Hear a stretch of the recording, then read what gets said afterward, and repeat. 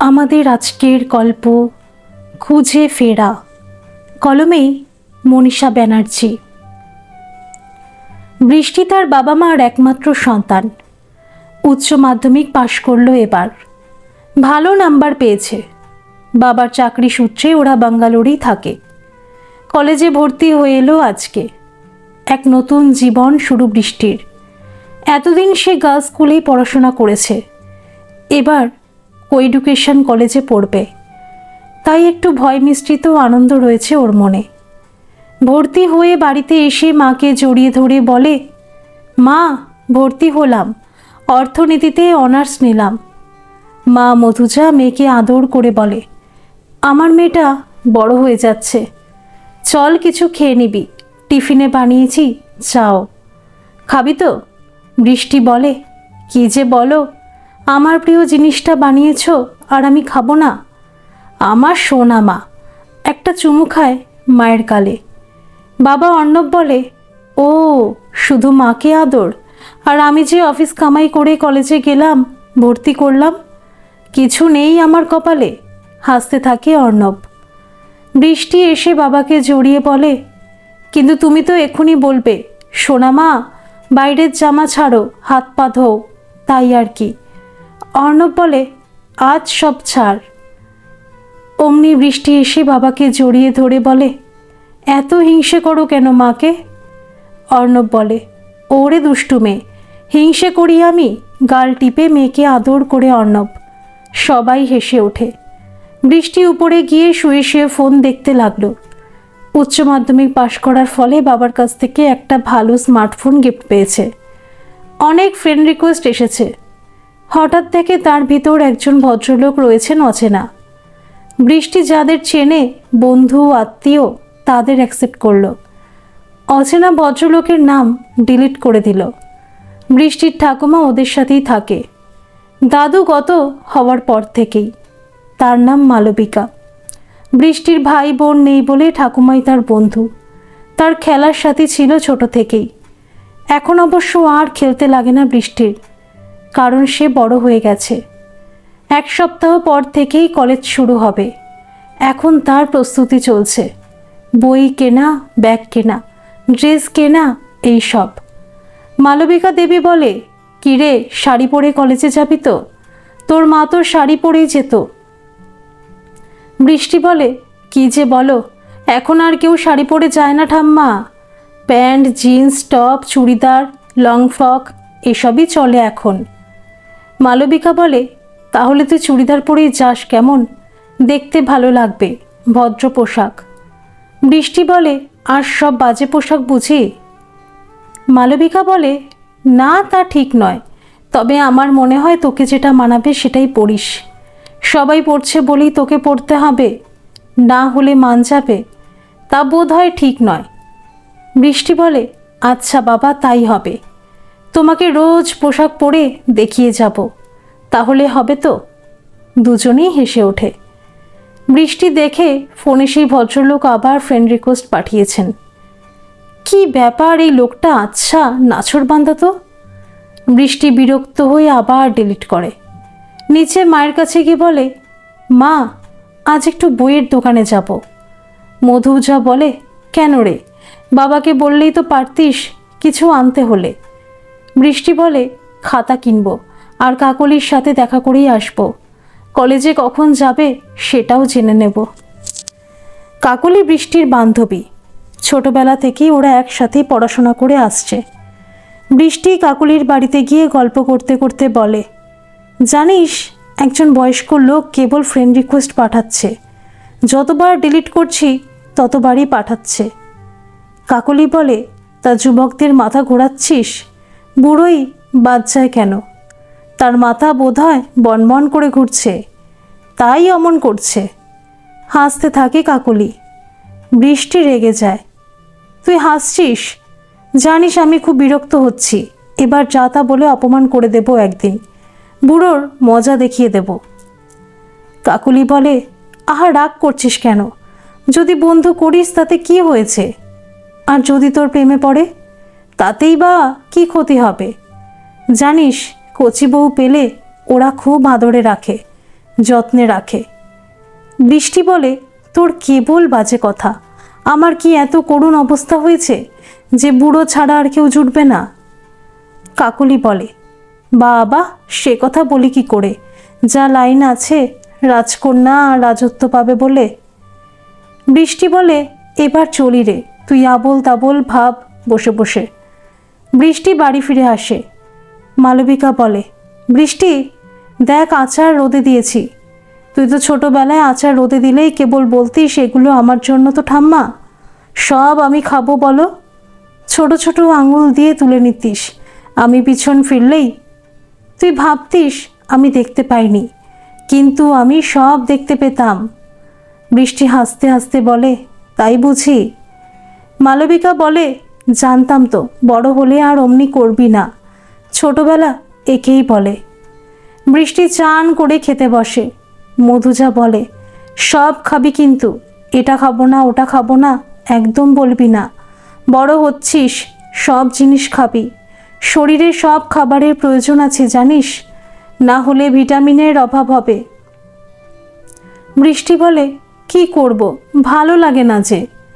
মালবিকা বলে, ছেড়ে দাও না বৌমা, বড় হয়ে বিয়ে হলে সব শিখে যাবে আপনা থেকেই।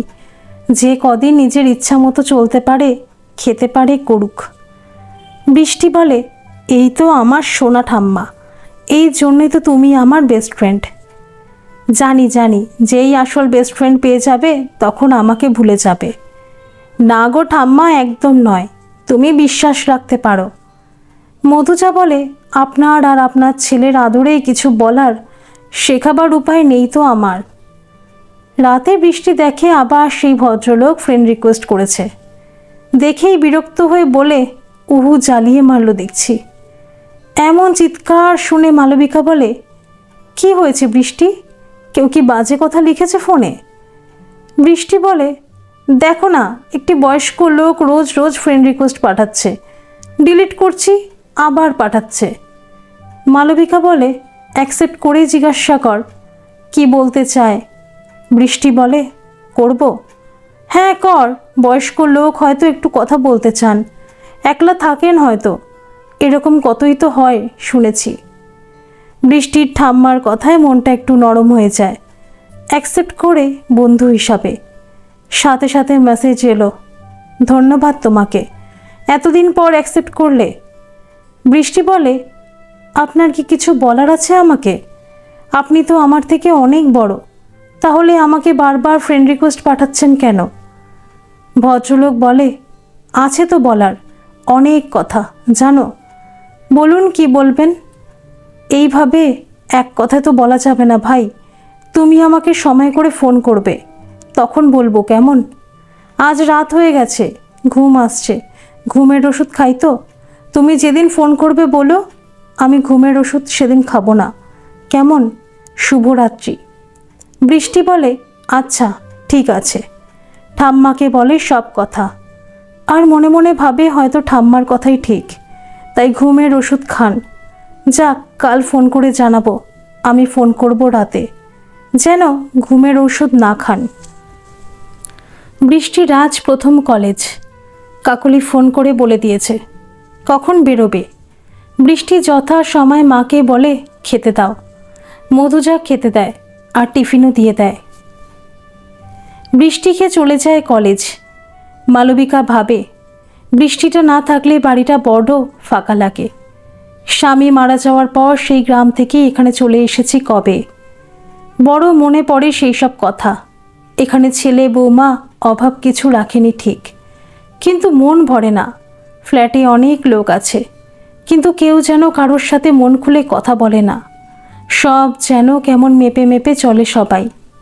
বৃষ্টিকে যে ভদ্রলোক ফোন করছে হয়তো তার আমার মতোই অবস্থা, সব থেকেও কথা বলার লোক নেই। সামনে রামায়ণ খোলা থাকলেও পড়ায় মন দিতে পারছি না। মনে হচ্ছে গ্রামে যদি আবার ফিরে যেতে পারতাম, কিন্তু তা বোধহয় আর হবার নয়। মধুজা ডাক দেয়, মা খেতে আসুন। মালবিকা খেতে যায়। দুপুর বেলায় মধুজা আর মালবিকাই বাড়িতে থাকে, দুজনে খেয়ে নেয়। বৃষ্টি একটু পরেই বাড়ি ফিরল। মধুজা বলে, কি হলো রে, চলে এলি এত তাড়াতাড়ি? বৃষ্টি বলে, আজ প্রথম দিন, তাই সব ক্লাস হয়নি। মালবিকা বলে, টিফিন খেয়েছিস? হ্যাঁ, আর বলো না টিফিন খাওয়ার কথা। ছেলেগুলো কেউ টিফিন আনেনি, সব মেয়েদের কাছেই চেয়ে চেয়ে খাচ্ছিল বলে হাসতে থাকে বৃষ্টি। মধুজা বলে, তাহলে একটু ভাত খেয়ে রেস্ট নে। বৃষ্টি বলে, না, আর ভাত খাবো না, বিকালে অন্য কিছু খেয়ে নেব। বৃষ্টি ঘরে যায় আর ওই ভদ্রলোকের কথা মনে পড়ে, তাই তাকে ফোন করে বলে, আপনি আজ আমাকে ফোন করতে পারেন। ভদ্রলোক বলেন, এখন কথা বলবে? হ্যাঁ বলুন, আপনার অসুবিধা না থাকলে। ভদ্রলোক বলেন, তোমার নামটা খুব সুন্দর, নামের ভিতরেই একটা উচ্ছলতা আছে, একটা স্নিগ্ধতা আছে। তুমি আমার নাতনির মতোই হবে, তাই আমাকে দাদু বলে ডাকবে। আমার খুব ইচ্ছা। বৃষ্টি বলে, আচ্ছা, সে হবেক্ষণ। এখন বলুন আগে আপনার কি বলার আছে। ভদ্রলোক বলেন, আমি তোমাকে একটা গল্প বলবো, শুনবে? বৃষ্টি বলে, গল্প বলার জন্য ফোন করেছেন? আশ্চর্য তো। উনি বলেন, গল্প তো জীবন থেকেই নেওয়া হয় ডার্লিং, তাই গল্পও অনেক সময় সত্যি হয়ে ওঠে। তোমার যদি ইচ্ছা না হয় থাক। বৃষ্টি বলে, না না, বলুন, আমি শুনব। ভদ্রলোক বলেন, শেখর গাঙ্গুলি ছিলেন গ্রামের জমিদার, অবস্থাপন্ন ঘর, ঝি চাকরে বাড়ি ভর্তি। তাছাড়া নায়েব, গোমস্তা তারাও আছেন। লেঠেল থাকতো প্রজা শাসন করা, বাড়ি পাহারা দেওয়ার জন্য। তার একমাত্র একটি কন্যা সন্তান। পুত্র হয়েছিল কিন্তু বাঁচেনি, তাই শেখরের চোখের মণি ছিল তার একমাত্র কন্যা রানী। শেখরবাবু মেয়েকে রানী বলেই ডাকতেন, আর তার মা অনুভা দেবী মেয়েকে খুকু নামে ডাকতেন। শেখরবাবু তার জমিদারি মেয়ের হাতে তুলে দেবেন বলে তাকে লেখাপড়া শিখিয়ে যোগ্য তৈরি করতে চেয়েছিলেন, তাই মেয়েকে উচ্চশিক্ষার জন্য কলকাতায় পাঠান। আর সেখানেই রানীর সাথে একটি ছেলের আলাপ হয়। ছেলেটির বাড়ি ছিল শেখর গাঙ্গুলির পাশের গ্রামে। ওরা কলেজের ছুটি পড়লে একসাথে বাড়িতে আসতো, মাঝে মাঝে একে অপরের বাড়িতেও যেত দুজনে। শেখর গাঙ্গুলি এত সব জানতেন না, রানীর মা সব জানত। শেখরবাবু ছিলেন প্রচণ্ড রাগী, রাশভারী একজন মানুষ, তাই রানীর মা তাকে কিছু বলেননি। আর ভেবেছিলেন পড়া শেষ হয়ে গেলে হয়তো বন্ধুত্বও কমে যাবে। একদিন ছেলেটি আসে শেখরবাবুর বাড়িতে রানীর খবর না পেয়ে, কারণ তখন তো আর ফোন ছিল না। আর শেখরবাবুর সামনেই পড়ে যায় ছেলেটি। শেখরবাবু প্রশ্ন করে, তুমি কে? কার কাছে? কি জন্য এসেছ? ছেলেটি অমন রাশভারী লোককে দেখে ভয় পেয়ে যায় আর আমতা আমতা করে বলে, আমি পাশের গ্রামেই থাকি, জীবন ঘোষের ছেলে। আমি রানীর সাথে কলেজে পড়ি। তা এখানে কি করতে এসেছ? এটা বাড়ি, কলেজ নয়। তোমার বাবা বোধহয় আমার জমি ভাগ চাষ করে, ঠিক নামটা মনে করতে পারছি না। ছেলেটি বলে, হ্যাঁ ঠিকই বলেছেন, আমার বাবা আপনাদের জমি চাষ করে। তা তুমি কি করতে এসেছো, সেই ব্যাপারে কিছু বলতে? না না, আমি রানীর সাথে দেখা করতে এসেছি, ওর কাছে আমার খাতা আছে, নিতে এসেছি। তোমার খাতা মানে? ও আমার মেয়ে, আর ওর খাতা নেই? তোমার খাতা নিয়েছে? না, সেরকম কিছু নয়, আমার নোট ওর কাছে আছে। রানী ওর গলা শুনতে পেয়ে ওপর থেকে ডাকে, বাবু তুমি এসেছো, এখানে উঠে এসো। শেখরবাবু আর কিছু বলতে পারলেন না, বাবু উপরে উঠে গেল। শেখরবাবু তার যাওয়ার পথে তাকিয়ে থাকে, বোঝা যায় বেশ অসন্তুষ্ট তিনি। রানীর মা আড়াল থেকে সবটাই দেখেছেন, কিন্তু সামনে গিয়ে কিছু বলার সাহস দেখাননি। প্রমাদ গুনছিলেন এতক্ষণ। বাবু রানীর কাছে গিয়ে বলে, ভাগ্যি তুমি ডাকলে রানী, না হলে আমার হার্ট ফেল হতো। রানী হেসে ওঠে, বলে, বাবা একটু রাশভারী ঠিক, তবে হার্ট ফেল করার মতো নয়। বাবু রানীর হাতটা ধরে বলে, দেখো রানী, আমার বুকটা কেমন ঢিপঢিপ করছে, হাত পা ঠান্ডা এখনো। রানীর শরীর কেঁপে ওঠে বাবুর ছোঁয়ায়। সেটা ম্যানেজ করবার জন্য রানী আবারও হেসে ওঠে। বাবু অপলক দৃষ্টিতে রানীকে দেখে, তারপর নানা রকম গল্প করে বাবু বাড়ি চলে যায়। রানী ভাবে, সে কি দুর্বল হয়ে পড়ছে ওর উপর। শেখরবাবু স্ত্রীকে ডাকেন, জানতে চান ছেলেটি কতদিন ধরে আসছে বাড়িতে। রানীর মা অনুভা দেবী বলেন, আজই প্রথম এসেছে। ওরা কলেজে একসাথেই পড়ে, নোট দেওয়া নেওয়াই করে, বন্ধু তো তাই। শেখরবাবু বলেন, মেয়েকে বলবে নোটের দরকার হলে মাস্টার নিতে, আমি খরচা করব না তাও বলিনি। তাহলে একটা চাষার ছেলের কাছ থেকে আমার মেয়ে কোনো সাহায্য নিক, সেটা আমি একদম চাই না। এতে আমার সম্মান নষ্ট হচ্ছে, বুঝতে হবে সেটা। অনুভা দেবী বলেন, এতে সম্মানহানির কি আছে? শেখরবাবু বলেন, তোমার যদি সে বুদ্ধি থাকতো তাহলে আমাকে আর তোমাকে ডেকে এতগুলো কথা বলার প্রয়োজন হতো না। যাও আমার সামনে থেকে। তুমি জমিদারদের সম্মান কিসে যায় বুঝবে কি করে? নেহাত রূপ ছিল বলে বাবা তোমাকে ওই গরিব ঘর থেকে তুলে এই রাজপ্রাসাদে এনেছিলেন, আর আমার জীবনটাও শেষ করে দিয়েছিলেন সেই সাথে। অনুভা দেবী বলেন, যারা স্বর্গে গেছেন তাদের কেন টানছ? আমার সাথে তো বাপের বাড়ির কোনো সম্পর্ক রাখতে দাওনি, তার জন্য আমি তো সব মেনেই আছি এতকাল ধরে। হ্যাঁ, তাই থাকবে, মুখে মুখে কখতর উত্তর দেবে না একদম। রানী চেঁচামেচি শুনতে পেয়ে এসে বাবাকে বলে, বাবা, মাকে অমন করে বলছো কেন? জন্মের উপর তো কারোর হাত নেই। তুমি আজ জমিদার বংশে জন্ম পেয়েছ, কিন্তু সামনের জীবনেও যে পাবে তার কিন্তু ঠিক নেই। শেখরবাবু বলেন, তোকে লেখাপড়া শেখাচ্ছি কি এইসব আমাকে বলার জন্য? রানী বলে, বাবা, লেখাপড়া শিক্ষা মানুষের মনকে প্রসারিত করে, বড় করে, কুসংস্কার দূর করে আলোর পথ দেখায়, মানুষের সাথে মানুষের বিভেদ দূর করে। আর আমি তাই এগুলো কথা বলছি, তুমি বোঝার চেষ্টা করো। শেখরবাবু বলেন, ওই ছেলেটির বাবা আমার জমি ভাগে চাষ করে, ওরা চাষা, ওদের সাথে তোমার বন্ধুত্ব মানায় না। রানী বলে, জাত দেখে, কারোর বাবার টাকা দেখে, পেশা দেখে বন্ধু হয় না বাবা। অনুভা দেবী মেয়েকে থামাবার চেষ্টা করেন, চুপ করতে বলেন, কারণ তিনি জানেন এর ফল কী হতে পারে। আর রানীও থামবার মেয়ে নয়, বাবাকে বোঝাবার চেষ্টা করে বারবার। শেখরবাবু রেগে অন্দর মহল ছেড়ে বৈঠকখানায় গিয়ে বসেন, আর নায়েবকে বলেন বাবুর বাবাকে ডেকে পাঠাতে। সন্ধ্যা হয়ে গেছে। মধুজা বৃষ্টিকে ডাকে, আয়, কলেজ থেকে এসে তো কিছু খাসনি। ভদ্রলোক বলেন, তোমার মা ডাকছেন, আজ এই পর্যন্তই থাক। বৃষ্টি বলে, কাল বলবেন তো? নিশ্চয়ই বলবো, বলার জন্যই তো বন্ধু খুঁজছিলাম এতদিন ধরে। বৃষ্টি ভদ্রলোকের সাথে যে কথা বলেছে তা কাউকে কিছু বলল না, এমনকি কাকুলি ঠাম্মা কাউকে নয়। মা খেতে দিলে চুপচাপ খেয়ে চলে আসে। রাতে মালবিকা জিজ্ঞাসা করে, কি ভাবছিস রে, কাকুলির সাথে ঝগড়া হয়েছে?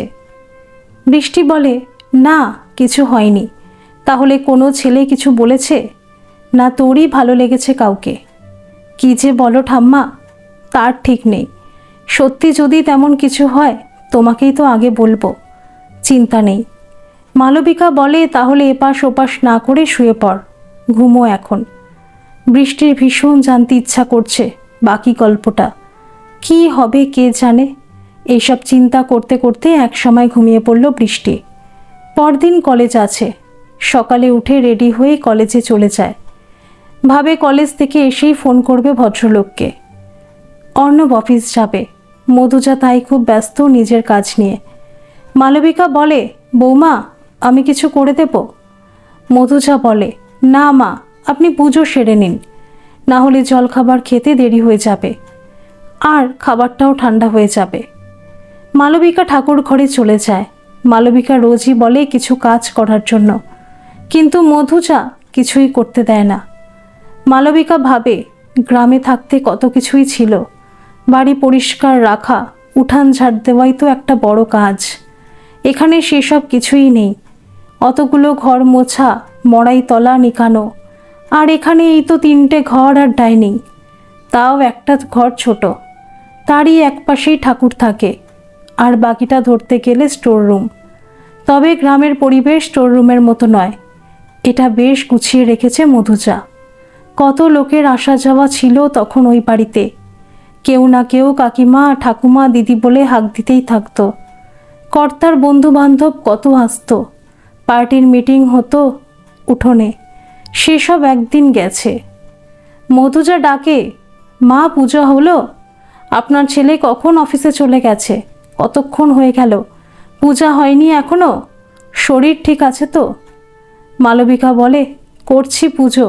পোড়া মনটা যে কেন পুরনো কথা নিয়ে পড়ে থাকে কে জানে। মালবিকা পূজায় মন দেয়। শাশুড়ি পূজা করে এলে মধুজা আর মালবিকা খেয়ে নেয়। মালবিকা বলে, আজ অমাবস্যা বলে পায়ের ব্যথাটা একটু বেড়েছে। মধুজা বলে, দুপুরে মালিশ করে দেব। মালবিকা জলখাবার খেয়ে ওষুধগুলো খেয়ে নেয়। প্রেশারটা এখন ভালোই চালায়, তার উপর সুগার, কোমর, হাঁটুর ব্যথা তো আছেই। মালবিকা ঘরে আসে। এখন সময় কাটতেই চায় না, অথচ একটা সময় এমন গেছে একটু বিশ্রাম পাওয়ার জন্য মনটা আকুলি বিকুলি করত, কিন্তু পেতাম না। মনে হতো একটু জ্বর হলে ভালো হতো, যদি বিশ্রাম পাই। কিন্তু তখন কোনো অসুখও ছিল না। এখন পায়ের ব্যথায় কষ্ট পাই। হয়তো এই বসে বসে শরীরের কলকবজাগুলো জং ধরে যাচ্ছে। তখন দৌড়ঝাঁপ করে কাজ করতাম, তাই ঠিক ছিলাম। মন যে কিসে খুশি হয় মন নিজেই বোঝে না। হায় ভগবান, নিজের মনেই নিজে ভাবেন, হাসেন। সেলাই নিয়ে বসলেন। বৃষ্টি কলেজ থেকে ফিরে মাকে বলে, মা খেতে দাও তাড়াতাড়ি। মধুজা বলে, কিসের এত তাড়া রে? আবার কোথাও যাবি নাকি? না না, কোথাও যাব না, রেস্ট নেব। মালবিকা বলে, রেস্ট মানে তো ওই কানে ঠুলি গুজে কার সাথে যেন বকবক করা। বৃষ্টি বলে, হ্যাঁ তাই তো, বন্ধুর সাথে গল্প করি, ওটারও প্রয়োজন আছে বুঝলে আমার সোনা ঠাম্মা। মধুজা খেতে দিয়ে বলে, গল্প করো, তাতে ক্ষতি নেই, তবে পড়াশোনার কোনো ক্ষতি যেন না হয়, তাহলে আমি রেগে যাব। সে তো জানি মা, তুমি বাবা দুজনেই মেরে ফেলবে আমাকে। তোমাদের মতো ভালো রেজাল্ট করতেই হবে আমাকে। চিন্তা করো না, যাই করি পড়াশোনা বাদ দিয়ে নয়। বৃষ্টি ঘরে যায় আর ভদ্রলোককে ফোন করে, দাদু তোমার সময় হবে কথা বলার? আজ দাদু বলেই সম্বোধন করলো বৃষ্টি। ভদ্রলোক বলেন, আমি খুব খুশি হয়েছি তুমি আমাকে দাদু বলে ডাকলে বলে। নিশ্চয়ই কথা বলবো। আমার মনটা তো সারাদিন এই সময়টার জন্যই অপেক্ষা করে থাকে গো। বৃষ্টি বলে, আমিও তো এসেই তোমাকে ফোন করছি। ভদ্রলোক বলেন, হ্যাঁ। তারপর নায়েববাবুর বাবাকে ডেকে আনে। শেখর গাঙ্গুলি বলেন, তোমার ছেলের এত সাহস হয় কি করে? আমার বাড়ি চলে এসেছে, আমার মেয়ের সাথে বন্ধুত্ব করছে। বাবুর বাবা বলে, আমি তো কিছু জানি না বাবু মশাই, ও তো কলকাতার কলেজে পড়ে। শেখর গাঙ্গুলি বলেন, তোমার ছেলেকে যদি সামলাতে না পারো তবে তোমাকে জমি আর দেব না। দু হাত জোর করে বলে, না না বাবু মশাই, এটা করবেন না, তাহলে না খেয়ে মরে যাব একদম, ক্ষমা করুন। শেখরবাবু বলেন, যেটা বললাম ছেলেকে বলো সাবধান হতে। আজ যাও। আবার ক্ষমা চেয়ে সে চলে যায়। বাবুকে সব ঘটনা যে বলবে তার উপায় নেই, কারণ তখন ফোন ছিল না, আগেই বলেছি, তাই ওর বাড়িতে আসার অপেক্ষায় থাকলো। আর রানীর মা অনুভা দেবী সব শুনলেন তার বিশ্বস্ত ঝিয়ের মাধ্যমে, কারণ বার মহলে তার যাতায়াত ছিল না, এক কথায় অনুমতি ছিল না। অনুভা দেবীও ভয়ে ছিলেন সব শুনে। 2 মাস পরে রানী বাড়িতে আসে, কিন্তু বাবু আসে না, কারণ অতবার যাতায়াত করলে সে টাকা কোথায় পাবে। বাবা যা দেয় তাতে খুব হিসাবেই চলে বাবুর। অনুভা দেবী মেয়ে রানীকে সমস্ত কথা বলে আর বলেন, খুকু ওর সাথে আর মেলামেশা করিস না, তাহলে তোর কপালে আর ওই বাবুর কপালেও অনেক দুঃখ কষ্ট আছে। সবচেয়ে বড় কথা, তোর বাবা জমি না দিলে ওরা খেতে তো পাবেই না, আবার ওর লেখাপড়াও বন্ধ হয়ে যাবে, বুঝলি? এত বড় ক্ষতি হোক ছেলেটার আমি চাই না, আর আশা করি খুকু তুইও চাইবি না। রানী সমস্ত শোনে আর মুখ ভারী করে বলে, মা ও লেখাপড়ায় খুব ভালো, জানো কলেজে টপার হয়েছে, আমি ওর থেকে অনেক সাহায্য পাই, তাই তো আমার রেজাল্টও ভালো হয়েছে। আমরা শুধুই বন্ধু, কিন্তু বাবা নিজের দম্ভ আর অহমিকাতেই মত্ত, এসব কিছুই বুঝবে না।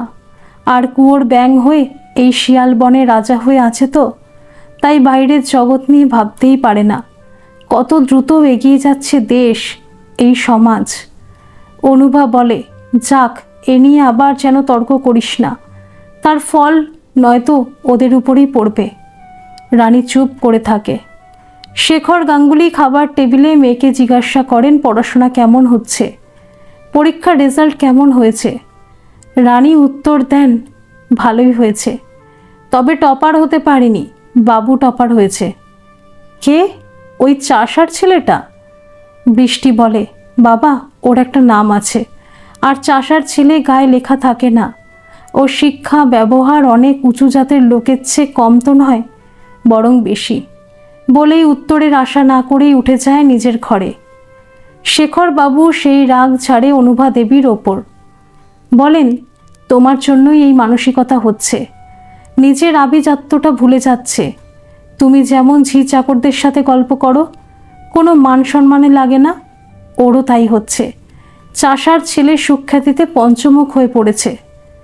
অনুভা বলে, কেন, ঝি চাকর কি মানুষ নয়? তাদের সাথে গল্প করলে সম্মান নষ্ট হবে? আর ওদের সেবা নিতে, সাহায্য নিতে সম্মানহানি হয় না তোমার? একদিন না এলে তো চলবে না তোমারই, আমার নয়, কারণ আমি গরিব ঘরের মেয়ে। তোমার কথা আজকাল খুব বেড়েছে, কোথা থেকে এত সাহস পাচ্ছ? রানী বাবার গলা শুনে ফিরে এসে বলে, বাবা, আমি তোমাকে খুব ভালোবাসি, কিন্তু মায়ের সাথে এমন ব্যবহার করো না, যাতে আমার মনটা তোমার প্রতি নষ্ট হয়ে যায়। শেখরবাবু বলেন, তোকে কলকাতায় লেখাপড়া করতে পাঠানোই আমার মস্ত ভুল হয়েছে। এর থেকে বিয়ে দিয়ে দিলেই ভালো ছিল এখন দেখছি। আর দরকার নেই, আমি এবার তোর বিয়ে দেব। আমি লেখাপড়া শেষ না করে বিয়ে করব না। ভুল যখন একবার করে ফেলেছ, আর কোনো উপায় নেই। রানী চলে যায়। পরদিন রানী কলকাতায় চলে যায় আর মাকে বলে, আমি আর এখানে আসবো না, তোমাকেই বলে যাচ্ছি, পরীক্ষা ফাইনাল দিয়ে তবেই আসবো, বাবাকে কিছু বলবে না। অনুভা বলেন, তাই করিস, তোর বাবাকে বিশ্বাস নেই, হয়তো জোর করে আর যেতেই দেবে না, বিয়ে দিয়ে দেবে, অত সস্তা নয়, তবে আমি আসবো না। রানী চলে যায় কলকাতাতে। সেখানে বাবুকে গিয়ে বলে সব ঘটনা। বাবু ভয় পেয়ে যায়, বলে, বাবা মায়ের কি হবে যদি নায়েব মশাই লেঠেল নিয়ে যায়? আমরা গরিব হলেও তো একটা সম্মান আছে, বলো রানী, ধনীর সাথে গরিবের কি বন্ধুত্ব হয় না? আমার তো অন্য কোনো বদ চিন্তা মাথাতেও নেই। আমার বাবা গরিব হতে পারে, কিন্তু সুশিক্ষা দেয়। রানী বলে, সে আমি জানি, তোমার ব্যবহারই তার প্রমাণ দেয়। তবে শোনো, আমরা এখানে যেমন বন্ধু আছি থাকবো, ওখানে কেউ টের না পেলেই হলো। বলো, বুদ্ধিটা কেমন? তাহলে আর তোমার বাবা মায়ের জন্য চিন্তা থাকবে না। ঠিক আছে, তাই হবে। আমি এখন আর বাড়ি যাব না, একেবারে পরীক্ষা দিয়ে যাব। মাকে বলে এসেছি। আর আমি গেলে বাবাকে বলবো তোমার খবর জানি না, তাই তো? ঠিক বলেছি? একদম ঠিক বলেছ। দুজনেই হেসে ওঠে। রানী বলে, এবার বুঝুক কি বুঝবে, আমরাও এখন শহরে থাকি, কেমন চালাক হয়ে গেছি আমরা, বলো। ভদ্রলোক বলেন, সন্ধ্যা অনেকক্ষণ হয়ে গেছে, তোমার মা আজ ডাকলো না তো, তার শরীর ভালো আছে? বৃষ্টি বলে, না, কাল খাইনি বলে ডাকছিল, আজ তো খেয়ে এসে ফোন করেছি দাদু। ও তাই বলো, তবে এখন পড়তে বসো, কাল আবার কথা হবে। আজই সব শুনে ফেললে আর তুমি আমাকে ফোন করবে না, তাহলে আমাকে আবার প্রতীক্ষা করতে হবে। বৃষ্টি বলে, হ্যাঁ থাক আজ, তবে আমারও ফোন করার ইচ্ছাটা আস্তে আস্তে বাড়ছে, আর অপেক্ষা করতে হবে না ফোনের জন্য, বলে হাসে। ভদ্রলোক বললেন, আমার কপাল তবে ফিরছে বলো ডার্লিং। দুজনেই হাসে। শুভরাত্রি। শুভরাত্রি। মালবিকা বলে, কার সাথে এত বকবক করিস রোজ বলতো? বৃষ্টি বলে, সেই ভদ্রলোক গো, তুমি বললে অ্যাকসেপ্ট করতে, মনে পড়ছে? হ্যাঁ হ্যাঁ মনে পড়ছে, তা এত কথা কি বলে? বৃষ্টি বলে, একটা গল্প শোনাচ্ছেন। তাই বুঝি? কি গল্প রে? রাজা রানী না পরীর? রানী বটে, তবে তবে এ রানী সে রানী নয়। কীরকম রানী? সবটুকু শুনি আগে, তারপর তোমাকে বলবো। এখন ঘুমাও তো। মালবিকা বলে, জো হুকুম আমার মহারানী। দুজনেই শুয়ে পড়ে। সকালে উঠে যথারীতি সবাই যে যার কাজে ব্যস্ত। বৃষ্টি কলেজে গেল, অর্ণব অফিস গেল। বাড়িতে মধুজা আর মালবিকাই থাকে। মালবিকা মধুজাকে বলে, বৌমা, গ্রামের কোনো খবর আর পাওয়া যায় না। বলো, মাঝে মাঝে মনটা খুব খারাপ লাগে, পুরানো কথা সব মনে পড়ে। মধুজা বলে, না মা, কোনো খবর পাই না। বৃষ্টি কলেজ থেকে ফিরে বলে, মা, মেঘ করেছে খুব, মনে হচ্ছে বৃষ্টি পড়বে। একটু বেগুনি বা কুমড়ি ভাজবে, চায়ের সাথে খাবো। মধুজা বলে, হ্যাঁ ভাজবো, তোর বাবাও তো এসে যাবে এক্ষুনি। মালবিকা বলে, একটু তেল দিয়ে মুড়ি মেখো বৌমা, ভালো লাগবে, খোকাও খুব পছন্দ করে। মধুজা বলে, আচ্ছা মা, তাই হবে। অর্ণব একটু পরেই চলে এলো, বৃষ্টিতে অল্প ভিজেও গেছে। মালবিকা বলে, তাড়াতাড়ি জামা কাপড় ছেড়ে ফেলো, ঠান্ডা লেগে যাবে। আর বৌমা তেলে ভাজা ভেজেছে, গরম গরম খাবি আয়। মধুজা মুড়ি তেলে ভাজা বেড়ে দেয় সবাইকে। মালবিকা বলে, তুমিও নাও বৌমা, একসাথে খাই এসো সবাই মিলে আজ। বৃষ্টি বলে, হ্যাঁ মা, চলে এসো, সবাই মিলে খাওয়ার আনন্দই আলাদা। অর্ণব বলে, না রে, তোর মায়ের সবাইকে খাওয়ালেই পেট ভরে যায়, নিজের খেতে লাগে না। মধুজা বলে, আমাকে নিয়ে আবার পড়লে কেন, খাও না চুপ করে। বৃষ্টি বলে, তুমি না বসলে আজ আমরা কেউ খাবো না, যদিও আমার খুব খিদে পেয়েছে। মধুজা বলে, তোর দুষ্টুমি আমি খুব জানি, যাচ্ছি বাবা যাচ্ছি। বৃষ্টি জানে কোন ওষুধে কাজ হবে, মৃদু মৃদু হাসতে থাকে। খেয়ে দে বৃষ্টি এসে দাদুকে ফোন করে, হ্যালো, আমি এসে গেছি দাদু। ভদ্রলোক বলেন, আমি তো বসেই আছি, কখন আমার রাধার বাঁশি বাজবে বলে। বৃষ্টি বলে, ইস, একেবারে রাধা বানালেন, আর ফোনের ক্যারক্যারে আওয়াজ কিনা বাঁশি। বৃষ্টি খুব হাসে, আপনি পারেনও বটে। ভদ্রলোক বলেন, এই নিয়েই তো বেঁচে আছি দিদি ভাই, একটা অনুরোধ করব। হ্যাঁ বলুন। দাদু বলে যখন ডাকলেই তুমি করে বলতে পারো না? বৃষ্টি বলে, ও এই কথা, বাঁচালে, আমি সত্যি বেশিক্ষণ আপনি আজ্ঞে করতে পারি না, এবার চটপট বলো তো তারপরের গল্পটা। ভদ্রলোক বলেন, এর অনেক দিন পর রানী আর বাবু ফাইনাল পরীক্ষা দিয়ে বাড়ি আসে। শেখরবাবু অনুভা দেবীকে বলেন, এবার রানীর বিয়ে দেব, ঘটক মশাইকে আসতে বলেছি। অনুভা দেবী বলেন, মেয়ের মত নিয়ে যা করার তবেই করবে, আমি এর ভিতর নেই। শেখরবাবু বলেন, ওর মত নিতে হবে কেন, আমি বাবা, আমি যা করব ওর ভালোর জন্যই করব নিশ্চয়ই।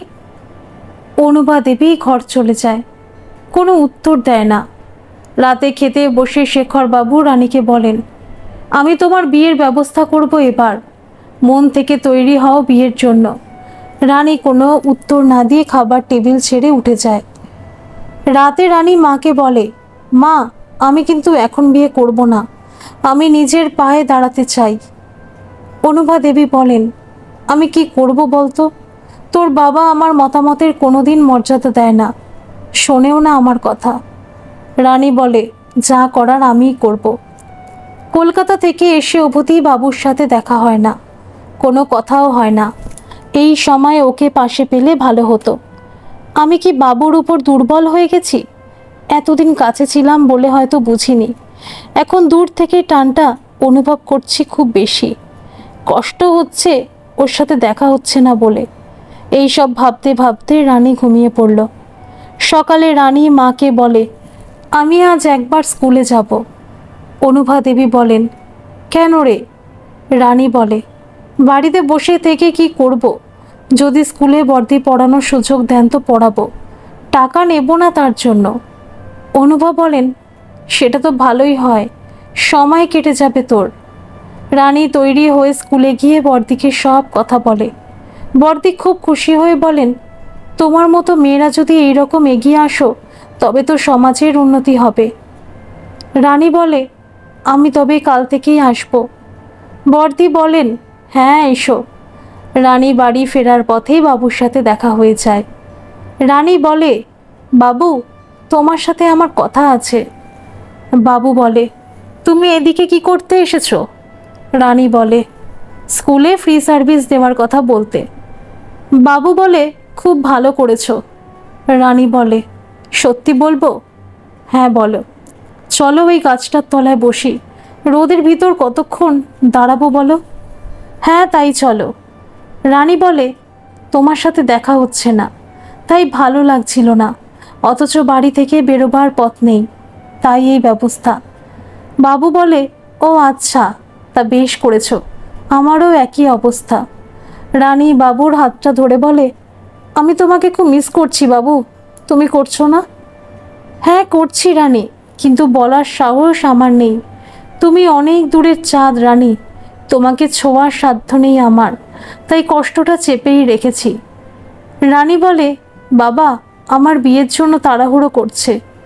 আমি করব না, আমি তোমাকে চাই। বাবু তুমি কি চাও বলো? বাবু বলে, আমি চাই, কিন্তু তোমার বাবা আমাদের উৎখাত করে দেবেন, বাবা মাকে অত্যাচারিত হতে হবে। রানী বলে, সে দায়িত্ব আমার, তুমি শুধু একটা চাকরির ব্যবস্থা করো, তারপর আমি যা করার করব। কিন্তু রানী, আমি তোমার থেকে নিচু জাতের ছেলে, পয়সার দিক থেকে তো কোনো কথাই হবে না। আমি জাত মানি না। পয়সার কথা বলছো, পয়সা আজ আছে, কাল নেই, আর তুমি চাকরি করবে, তাহলেই তো হবে। আমি তাতেই চালিয়ে নেব, দেখবে। আমি শান্তি চাই, সম্মান চাই, আর কিছু নয়, বিশ্বাস করো। বাবু বলে, বেশ, আমি কাল থেকেই চাকরির চেষ্টা করব।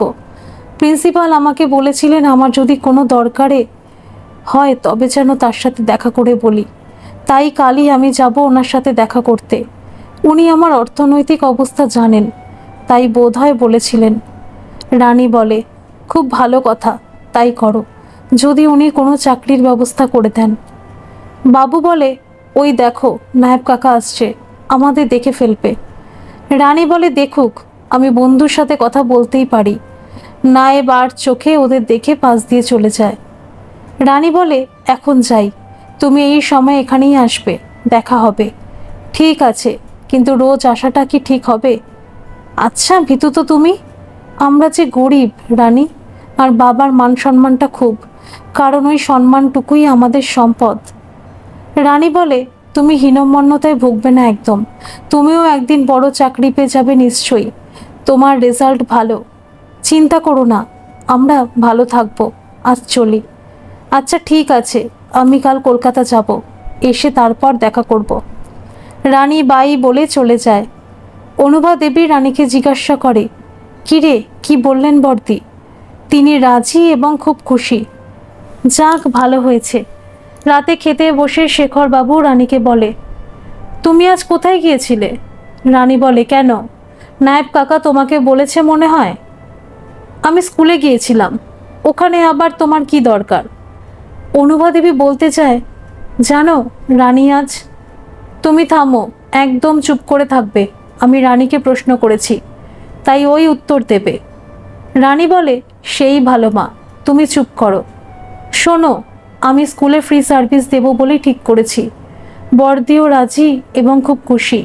আর ফেরার পথেই বাবুর সাথে দেখা হয়েছিল, কথা বলছিলাম।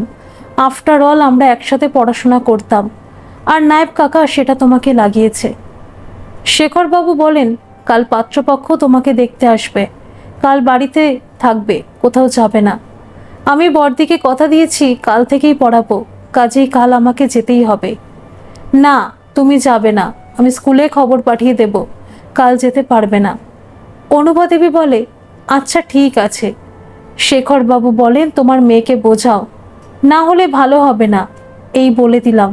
গটমট করে চলে যায়। অনুভা দেবী রানীকে বলে, আজকে চেপে যা, মেনে নে, একটা দিন তো, পরশু থেকে যাবি।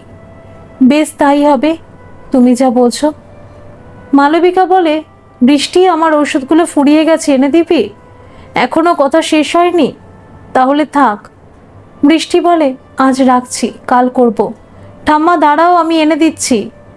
ভদ্রলোক বলেন, তোমার ঠাম্মা অসুস্থ? না না, ওগুলো রোজকার ওষুধ, যেমন প্রেশার, সুগার, এইসব। ও আচ্ছা। সকালে মালবিকা বৃষ্টিকে আদর করে বলে, টাটা। কে বলে ছেলে না হলে চলে না? এই তো আমার সোনা নাতনি কেমন ওষুধ এনে দিল চট করে। বৃষ্টি বলে, শুকনো আদরে হবে না। কি করতে হবে বল? আজ রবিবার, বাবা বাড়িতে আছে, তাই বাবাকে আইসক্রিম আনতে বলবে। সে তুই বললেও বাবা নিয়ে আসবে, আমার বলার প্রয়োজন নেই। না গো, আমি বললেই বলবে, সোনা মা গলায় ব্যথা হবে। কবে একবার হয়েছে সেটাই ধরে বসে আছে। আচ্ছা বাবা, আচ্ছা বলবো আনতে, যখন বাজারে যাবে। ঠিক সেই সময় অর্ণব আসে আর বলে, মা কি আনতে বলবে?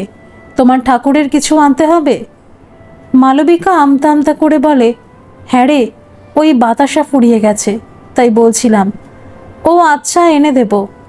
বৃষ্টি বলে, আর একটা কি বলছিলে যেন, এক্ষুনি ভুলে গেলে? ও হ্যাঁ হ্যাঁ, মনে পড়েছে। খোকা, আজ আইসক্রিম আনবি? কি আইসক্রিম? তোমার সুগার আছে, ভুলে গেছো নাকি? একদম নয়।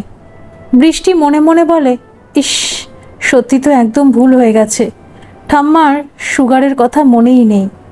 বাবা ঠিক বুঝে যাবে, এবার আমি বলেছি। মালবিকা বলে, একদিন খেলে কিছু হবে না, তোমরাও তো সবাই ভালোবাসিস, সবাই মিলে খাওয়া হবে। আমি না হয় একটুখানি খাবো, কথা দিচ্ছি তোকে।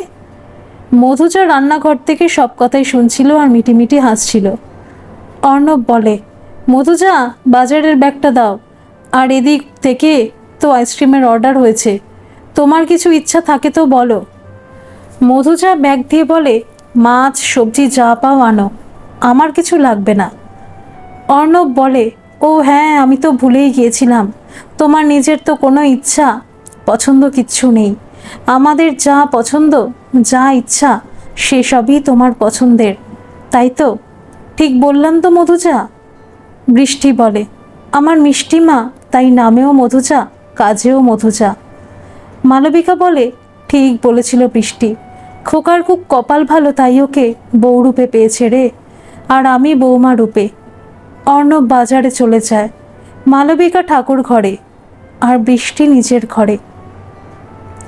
বৃষ্টির একটা নেশা হয়ে গেছে দাদুর কাছে গল্প শোনার।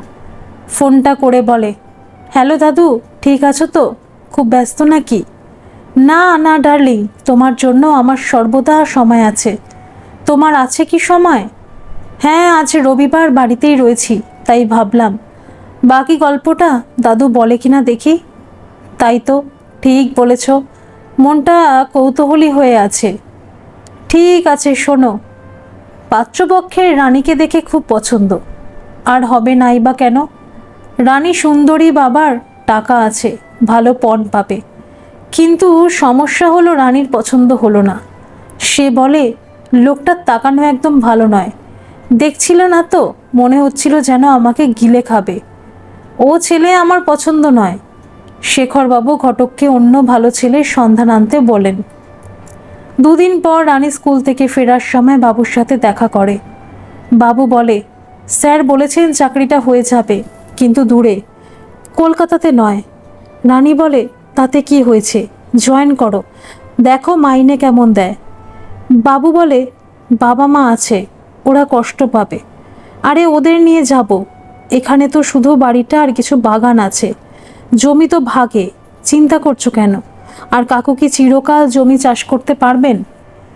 বাবু বলে, তা তুমি ঠিকই বলেছ, বাবাদের নিয়ে গেলে ওরাও সুখে থাকবে, এতকাল তো কষ্টই করলো। রানী বলে, তুমি মনস্থির করে ফেলো, আর শোনো, এবার দেখা না হলে চিঠি লিখবে, কেমন? বাবু বলে, জো হুজুর রানীমা। রানী বলে, দাঁড়াও, মজা দেখাচ্ছি। বাবু দৌড়ে দিতে দিতে বলে, পালাও, তোমার বাবার লোকেরা এক্ষুনি কোথা থেকে দেখে ফেলবে। রানী মহা আনন্দে বাড়ি ফিরে আসে, কিন্তু এখন খুব সাবধানে থাকতে হবে, কাউকে কিছু বুঝতে দিলে হবে না। বাবুর চাকরিটা হয়ে গেছে, ও রানীর থেকে, ওর মা বাবার থেকে অনেক দূরে চলে গেছে। চিঠি দিয়ে সব জানাবে বলে গেছে। কিছুদিন পর বাবুর চিঠি এলো রানীর হাতে, রানীর নামে। পিয়ন রানী স্কুল যাওয়ার সময় দেখতে পেয়ে ওর হাতে দেয়। রানী পিয়নকে বলে, আমার নামে চিঠি যেন আমার হাতেই দেবে। পিয়নও আচ্ছা বলে চলে যায়। রানী স্কুলে বসেই চিঠি পড়ে। প্রিয় রানী, তুমি কেমন আছো? আমি ভালো নেই। তোমার মুখটা কেবলই চোখে ভাসে। ভাবছো মিথ্যা বলছি? না গো, একদম সত্যি। সামনে তোমাকে কোনোদিনও বলতে পারিনি, আজ বুঝতে পারছি তোমাকে ছাড়া আমি বাঁচতে পারবো না গো। বড্ড ভালোবাসি তোমাকে। এখানের পরিবেশ খুব ভালো, মাইনেও ভালো, আমাদের কোনো অসুবিধে হবে না। আমি এখানেই কিছুদিন কাজ করে টাকা পেলে একটা বাড়ির খোঁজ করব। অবশ্য কোম্পানি বলেছে কোয়ার্টার পাবো 1 বছর পর। সে তো অনেক দেরি। তার ভিতর তোমাকে না আনলে যদি তোমার বাবা তোমায় বিয়ে দিয়ে দেন, আমি কি করব তখন বলো? আমি বাড়ি ঠিক করেই তোমাকে বিয়ে করে নিয়ে চলে আসব। কেমন? তোমার কি মত জানাবে? এখন রাখছি। তুমি আমার এক আকাশ ভালোবাসা নিও। বাকি আর কিছু দিলাম না, কারণ জানি এখন দেওয়া উচিত নয়। উত্তরের আশায় থাকলাম। ইতি, তোমার বাবু। রানী চিঠিটা এক নিঃশ্বাসে পড়েই ব্যাগে পুরে নিল। এইভাবেই চলে ওদের চিঠির আদান প্রদান। বন্ধুত্ব গাঢ় থেকে গাঢ়তর হয়ে উঠেছে ক্রমশ। শেখরবাবু ভালো ছেলের সন্ধান পেয়েছেন। পাত্রপক্ষরাও দেখে গেছে। শেখরবাবুর পছন্দ। রানী বলল, আমি বিয়ে করব না। শেখরবাবু প্রচণ্ড রেগে গেলেন। বলেন, বিয়ে করবে না তো কি করবে? আমাদের মান সম্মান নষ্ট করে ওই স্কুলে পড়িয়ে জীবন কাটাবে? রানী বলে, আমি এখনো মন থেকে তৈরি নই, আমার কিছুটা সময় লাগবে। শেখরবাবু বলেন, বিয়ে তো মাঘ মাসের আগে হচ্ছে না, হাতে 4-5 মাস সময় আছে। আমিও তৈরি হই আর তুমিও মনকে তৈরি করো, আর কোনো কথা হবে না। শেখরবাবু রেগে চলে গেলেন। রানী মাকে বলে, মা, আমি বাবুকে ভালোবাসি, আমি ওকেই বিয়ে করব। অনুভা দেবী বলেন, কিন্তু তোর বাবা এ বিয়ে দেওয়া তো দূরের কথা, মেনেও নেবে না। যা রাগ জেদ কি করবে কে জানে। রানী বলে, আমি চলে যাব, বিয়ে দিতে হবে না। অনুভা দেবী পড়লেন মহা মুশকিলে। রানী বলে, তুমি কে পেয়েছো বাবার সাথে বিয়ে হয়ে? না পেয়েছো সম্মান, না পেয়েছো অন্তরের ভালোবাসা। আমি বড় হওয়ার সাথে সাথেই বুঝতে পেরেছি তোমাদের মধ্যে যেটা আছে সেটা কর্তব্য আর দীর্ঘদিনের অভ্যাস, আর কিচ্ছু না। কিন্তু আমি চাই সত্যিকারের ভালোবাসা, অন্তরের টান আর সম্মান, যেটা বাবা কোনোদিনও দেয় না। অনুভা বলে, তুই এত সব বুঝিস? তোর কথাগুলো সব সত্যি রে। তুই যদি ভালো থাকিস তবে আমার আশীর্বাদ সব সময় তোর সাথেই থাকবে। আমার কষ্ট হবে খুব, কারণ জানি তোর বাবা আর তোর সাথে সম্পর্ক রাখবে না, আর আমাকেও রাখতে দেবে না। তবুও আমি মানিয়ে নেব। এখন মানিয়ে নেওয়াটাও আমার অভ্যাস হয়ে গেছে। শেখরবাবু মেয়ের বিয়ের তোড়জোড় করতে লেগে পড়েছেন। গহনা, ফার্নিচার তৈরি, কাঠ ছাপানো এইসব নিয়েই ব্যস্ত। রানী স্কুলে যাওয়াও বন্ধ করে দিয়েছেন শেখরবাবু। বড়দিকে নিজে গিয়ে বারণ করে এসেছেন শেখরবাবু। এদিকে পিয়নও দুদিন ধরে রানীর চিঠি নিয়ে ঘুরে ঘুরে রানীকে দেখতে না পেয়ে লেটার বক্সে রেখে গেল। আর লেটার বক্স থেকে নায়েব চিঠি এনে দিল একেবারে শেখরবাবুর হাতে। রানীর নামে চিঠি দেখে শেখরবাবু তা খুলে পড়লেন, আর পড়ে সবই বুঝতে পারলেন। চিঠি হাতে নিয়ে শেখরবাবু হাঁক ছাড়লেন, অনুভা! রানী! অনুভা ভয়ে ভয়ে এসে দাঁড়ায়। শেখরবাবু চিৎকার করে বলেন, রানী কোথায়? আর এই দেখো তোমার মেয়ের কাণ্ড। আমার মুখ পোড়াচ্ছে, মান সম্মান তলানিতে নিয়ে যাবে, আর ওই জন্য বিয়ে করবে না বলছিল। তুমি কিচ্ছু জানতে না? অনুভা দেবী বলে, না, আমি জানি না, আমি বিশ্বাস করি না। তুমি সব জানতে, আমাকে বিপদে ফেলতে চেয়েছিলে, তাই তো? রানী বলে, না, মা কিছু জানে না। যা বলার আমাকে বলো, মাকে কিছু বলবে না। না, বলবে না। শোনো রানী, তুমি ওই ছেলেটাকে এক্ষুনি জানিয়ে দেবে তুমি বিয়ে করতে পারবে না। আমি ওকেই বিয়ে করব, সেটা ঠিক করেই ফেলেছি। শেখরবাবু বলে, যদি বিয়ে করো তাহলে তোমাকে ত্যাগ করে দেব, সম্পত্তির এক কানাকড়িও পাবে না। রানী বলে, চাই না আমার তোমার সম্পত্তি। শেখরবাবু রেগে আগুন হয়ে ওঠে। অনুভাকে বলেন, তোমার মেয়েকে বোঝাও না হলে তোমারও এ বাড়িতে আর জায়গা হবে না। বৃষ্টি বলে, দাদু ওদের বিয়ে হবে তো? আমার টেনশন হচ্ছে। ভদ্রলোক বলেন, তুমি এখনই উতলা হচ্ছ কেন? পরেরটা শোনো। আজ রাখি, অনেকক্ষণ হয়ে গেছে, আমার আবার ওষুধ খাওয়ার সময় হয়ে গেছে। Ta-ta, by.